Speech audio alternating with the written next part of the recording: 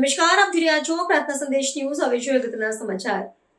મહુવા તાલુકાના નીચાકોટડા ગામે લાખો ટન રેતીના સ્ટોક બેફામ રીતે દરિયામાંથી લાખો ટન રેતીની ખાણ ખનીજ ચોરી સરપંચના પુત્ર દ્વારા કરવામાં આવી રહી છે.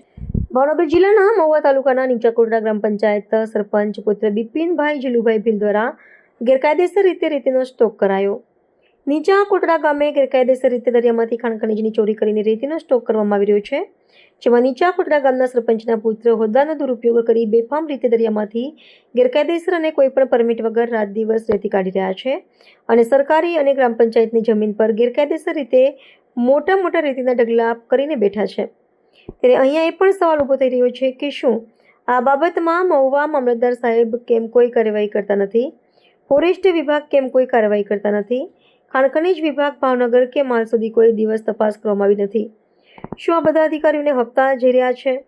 આ કયા અધિકારીના નેહા હેઠળ થઈ રહ્યું છે?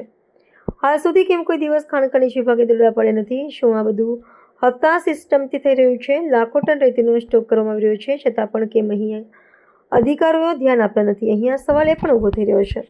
પ્રાર્થના સંદેશ ન્યૂઝની તમામ લેટેસ્ટ અપડેટ્સ માટે ચેનલને હમણાં જ લાઈક, શેર અને સબસ્ક્રાઇબ કરો.